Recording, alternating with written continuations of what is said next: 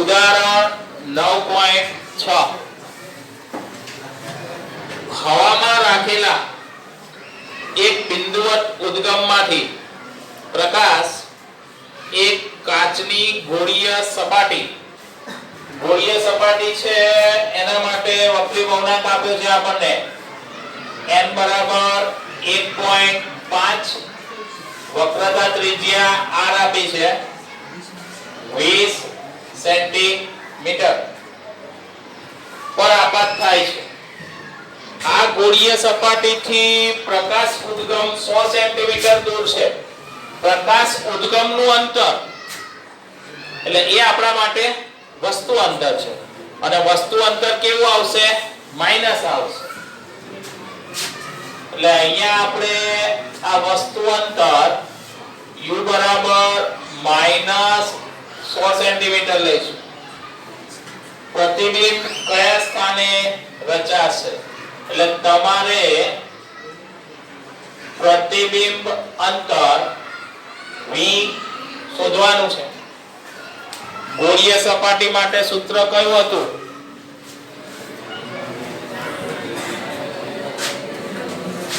તો ગોળીય સપાટી માટે -n1/u n2/v બરાબર n2 n1/. એમાં આ જે માધ્યમ છે ઘટ માધ્યમ n2 તો બહારનું માધ્યમ તમારે n1 બરાબર હવા લઈ લેવાનું.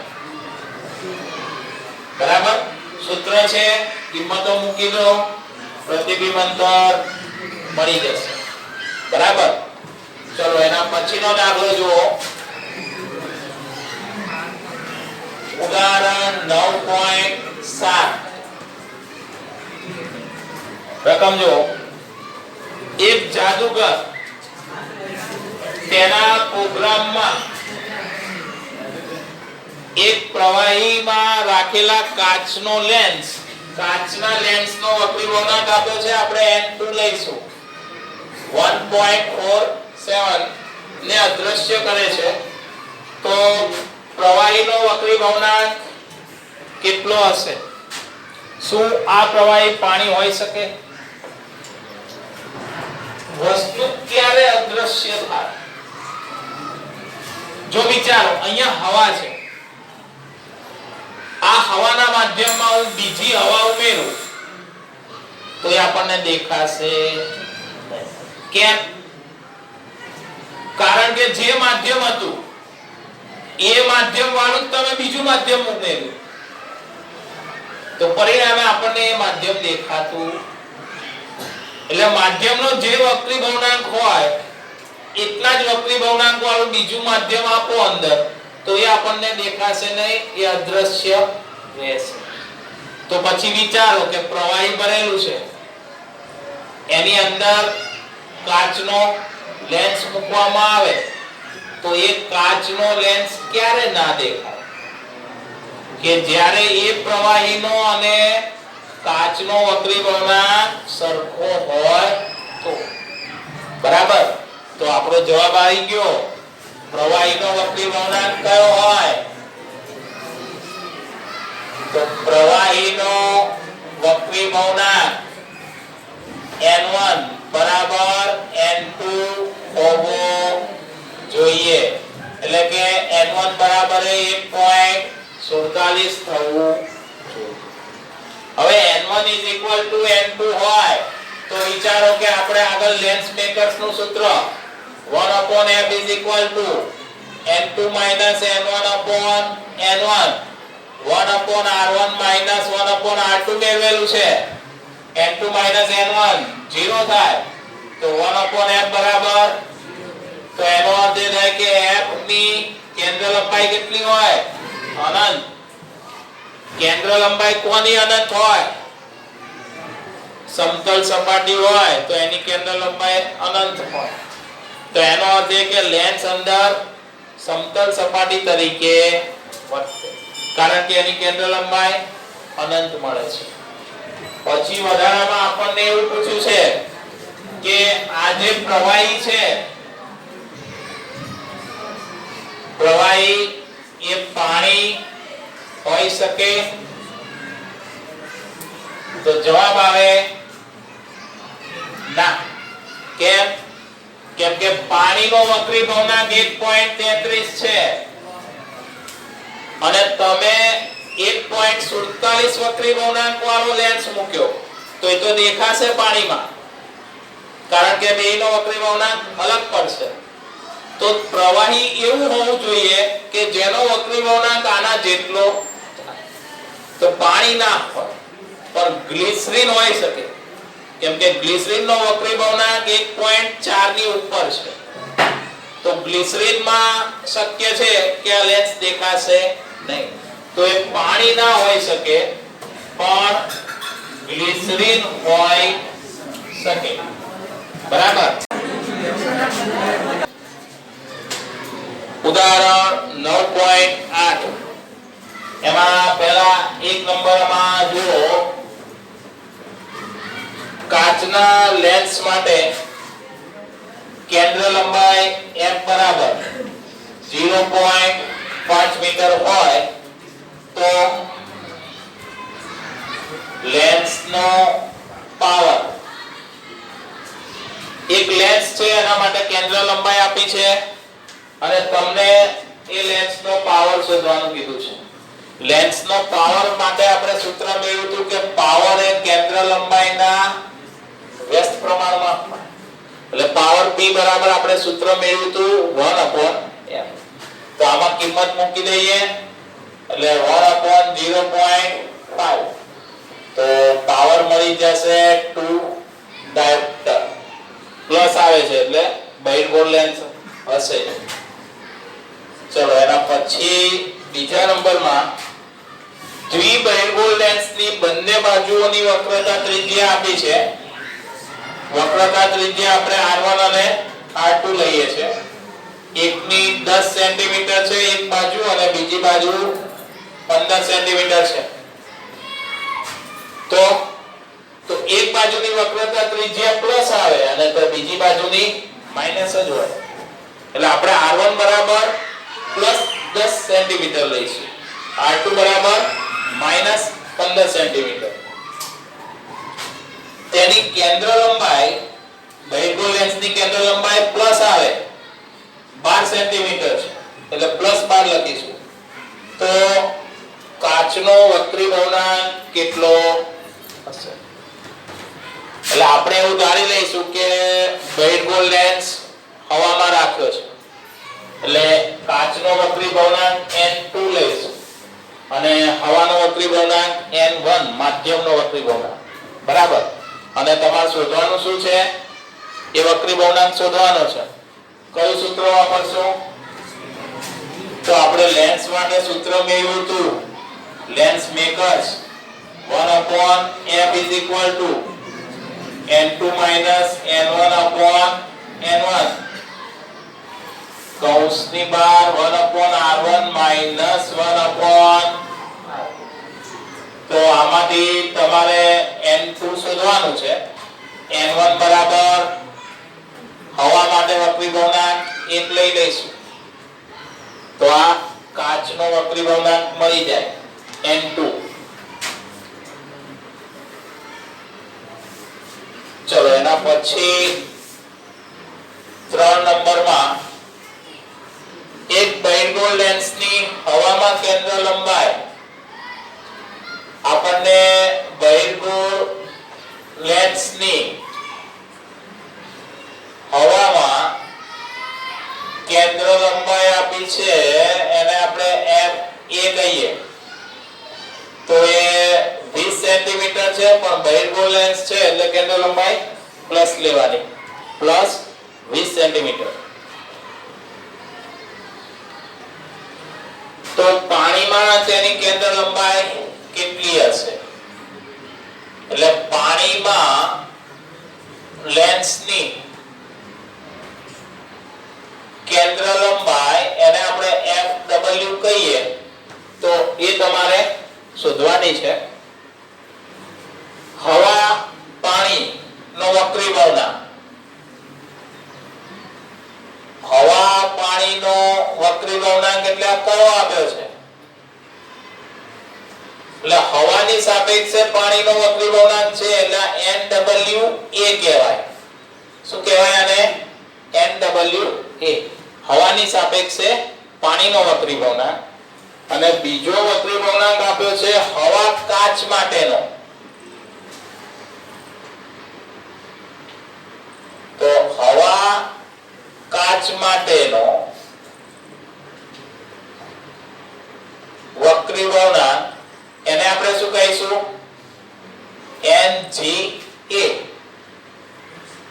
એ 1.5 આપ્યો છે. અને તમારે પાણીમાં લેન્સની કેન્દ્ર લંબાઈ FW શોધવાનું છે. તો ફરી પાછું આપણે આ લેન્સ મેકર્સ ફોર્મ્યુલા વાપરીશું. પહેલા હવામાં, પછી પાણીમાં. તો પહેલા હવા માટે કેન્દ્ર લંબાઈ પણ આપણને આપેલી છે FA. તો 1/FA is equal to હવા કાચ એટલે શું લેવાય? NGA minus 1 1/R1 minus 1/R2. આને સમીકરણ નંબર 1. હવે પાણીમાં લઈએ તો 1/FW is equal to શું લેવાય?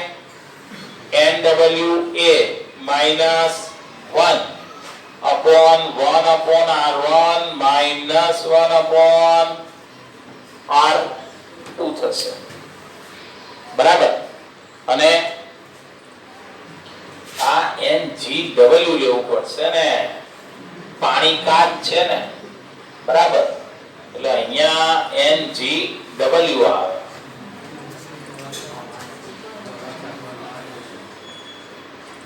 તો હવા પાણી હવા કાચ ક્યાંક લખવામાં આપણે લોચો વાગ્યો છે વાંચવામાં. હવા પાણી. તો હવામાં લેન્સ હોય ત્યારે એનું સમીકરણ કેન્દ્ર લંબાઈ વાળું, અને લેન્સને પાણીમાં રાખો ત્યારનું સમીકરણ. હવે આમાં R1 અને R2 ની કિંમત આપણને નથી આપી, એટલે આપણે શું કરીશું? આ બે સમીકરણનો ગુણોત્તર લેવો પડે. તો જો આ કેન્સલ થઈ જાય, 1/R1 minus 1/R2 વાળું પદ, કેમ કે R1 અને R2 આપણને આપ્યા નથી. તો પછી સમીકરણ 1 અને 2 નો ગુણોત્તર લઈએ. સમીકરણ 1 અને 2 નો ગુણોત્તર લેતા તો શું થઈ જાય? FW/FA થઈ જાય. બરાબર. આ બે પદો કેન્સલ થઈ જાય. અંશમાં અહીંયા NG minus NA/NA અને છેદમાં NG minus NW/NW બાકી રહે. અને આમાંથી તમારે FW શોધવાનું છે. બરાબર. ત્યાર પછીનો ઉદાહરણનો દાખલો જુઓ. ઉદાહરણ 9.9.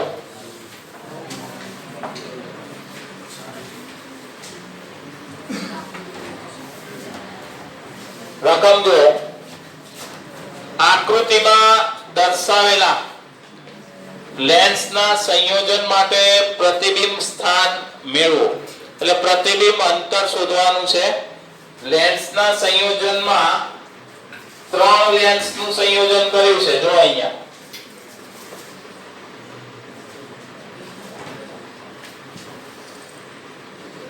પહેલા એક બહિર્ગોળ લેન્સ છે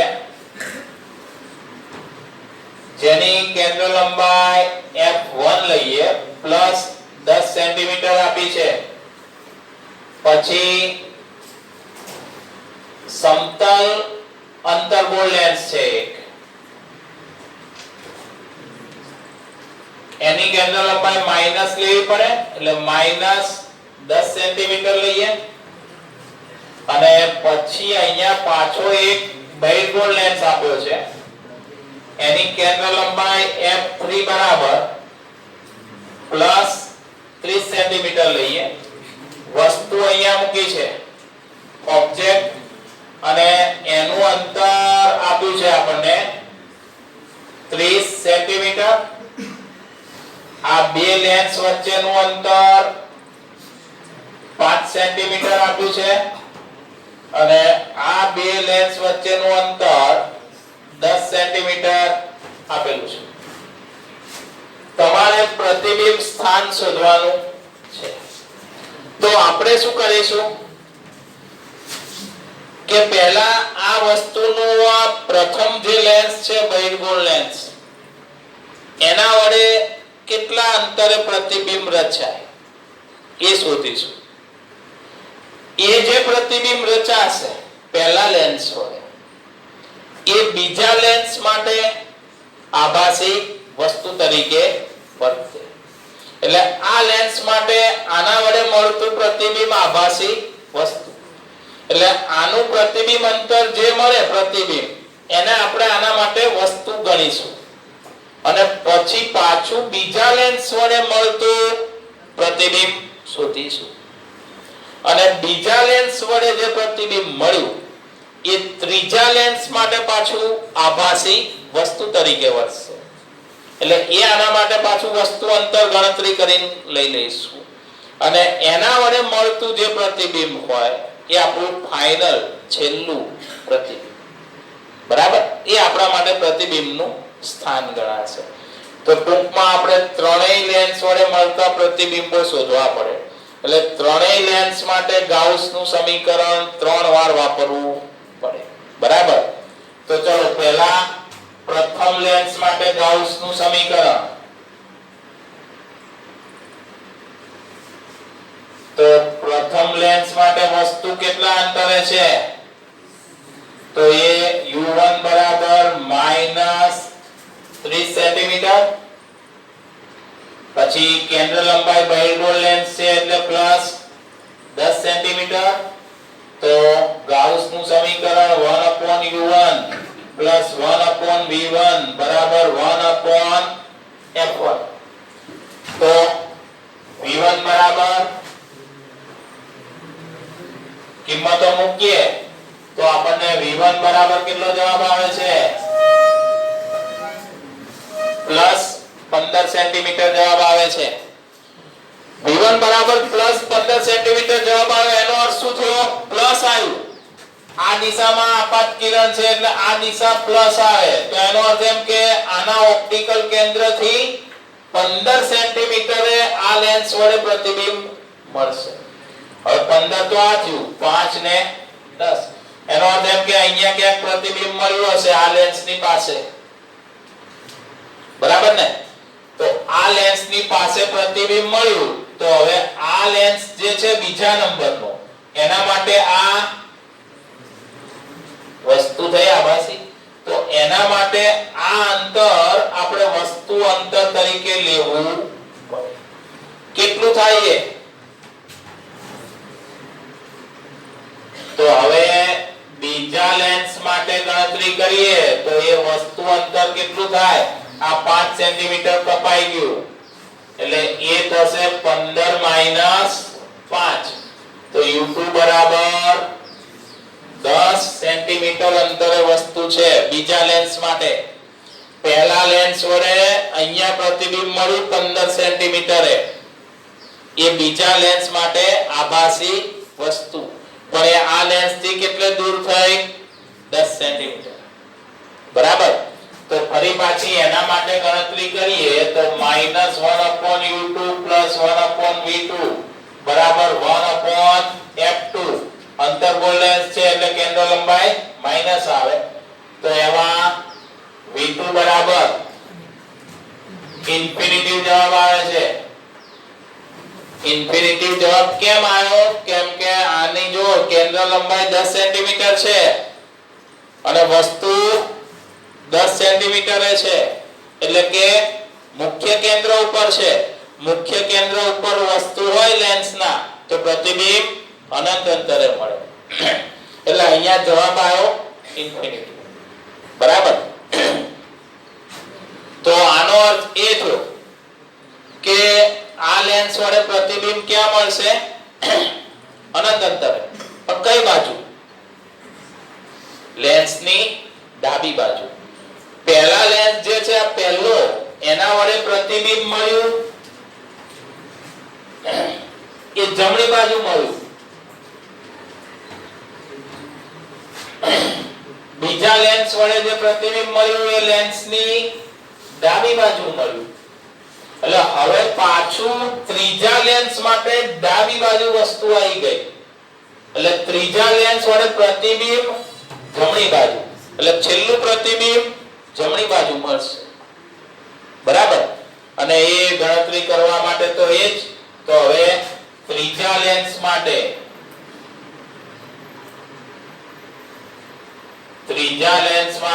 V2 બરાબર ઇન્ફિનિટી. એટલે ત્રીજા લેન્સ માટે વસ્તુ ક્યાં કરવાની?